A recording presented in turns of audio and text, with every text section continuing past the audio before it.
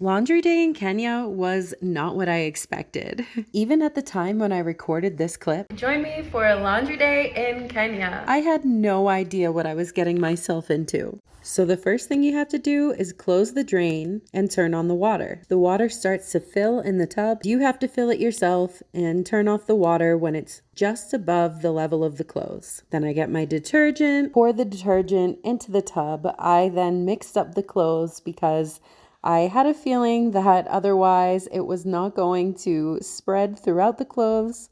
And then you set the timer. This washing machine only runs for 15 minutes at a time. Don't forget to turn on the power. Basically, the drum just spins back and forth in both directions. It does a few spins and then it goes back in the other direction. But it doesn't have nearly as much power as a Western style washing machine like I am used to. When it's done, you have to turn the dial to drain.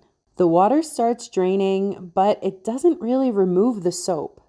So I let the water drain. By the way, it drains right out the bottom of the machine into a drain in the ground. It seemed like it was making a mess, so I decided to use this squeegee thing and push the water into the drain as much as possible. Since the clothes still felt pretty soapy, I decided to run some more water and just rinse them myself manually. I started to put the clothes into the quote-unquote dryer, but I realized that everything was sopping wet and there was no way they were going to dry if I just left everything. So I decided to wring things out as well as I could before putting them in the dryer side. As you can see, there is plenty of water coming out of these small garments.